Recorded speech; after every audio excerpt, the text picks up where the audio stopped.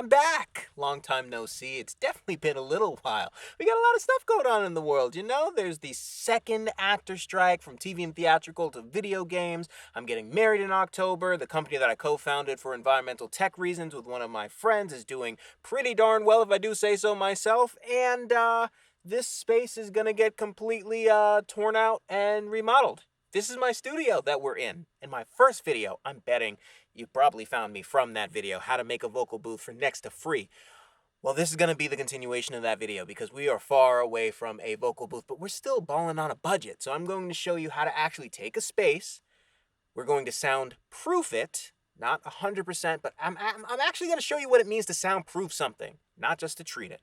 We're going to go over sound treatment, and we're going to, get this place looking good because it's time for me to get back into voiceover. I know it's been a little bit of a hiatus. I've been gone for a little bit of a time, but when you are putting 60 hours into setting up another business, there's not a lot of time for the other business that requires 60 hours. But let's go ahead and get this place set up. Okay, first things first, soundproofing versus sound treating. That's something that gives people a lot of trouble. And as somebody who studied acoustical engineering, it drives me absolutely insane. So that's what we're going to be really talking about. We're going to be putting stuff on an order sheet and ordering stuff. Now, here's a little bit of a hint. I already ordered the stuff, but I'm still going to be walking you through what I actually ordered. So let's go over the difference between sound treatment and soundproofing. We're going to keep this a little bit less technical, but we're still going to get all the important information about because there is a big difference. And as someone who studied acoustical treatment in college, it's kind of frustrating when people say stuff that's not exactly the truth.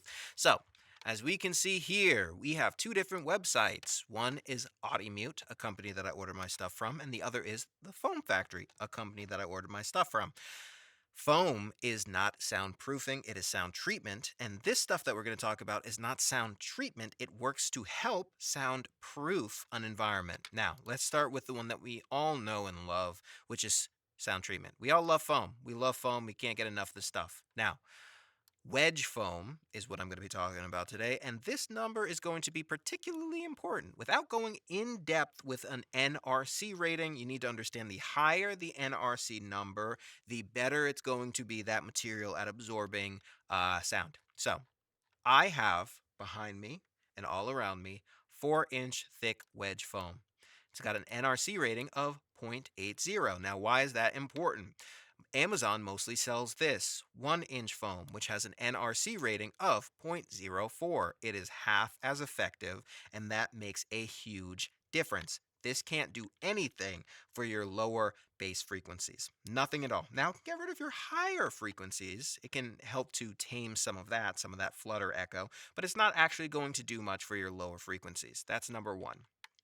So I'm going to be putting in an order for thick foam to replace the ceiling because the ceiling above me sucks. It's this Amazon stuff.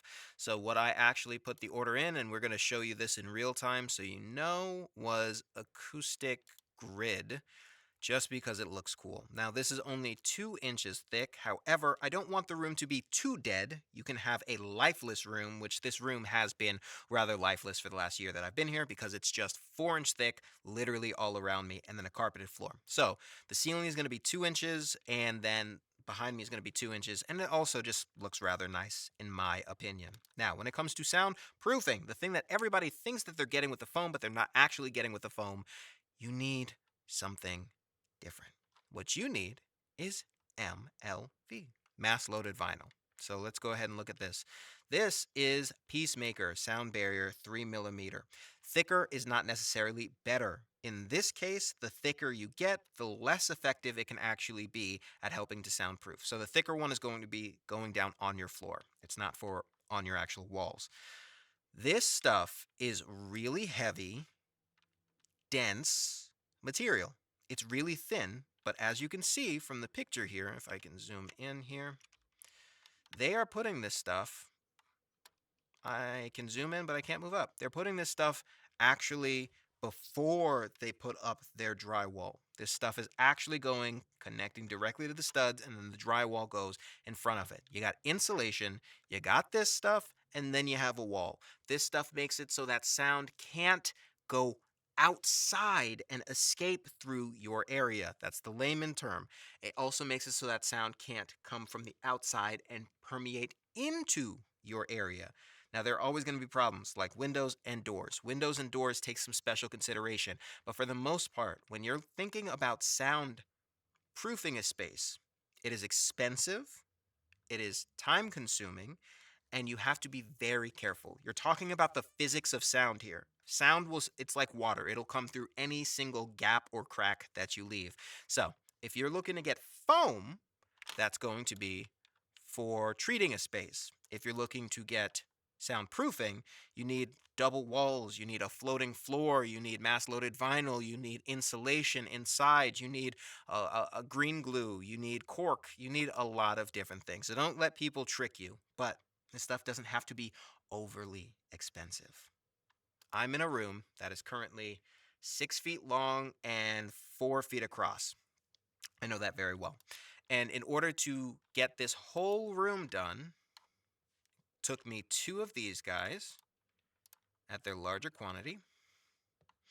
So it cost me 100, what's that, 7, 14, $148. And then Foam Factory, I only got two of these, so this was only $84, but I'd probably just pick up another two. Or I only got one of them. It comes with two.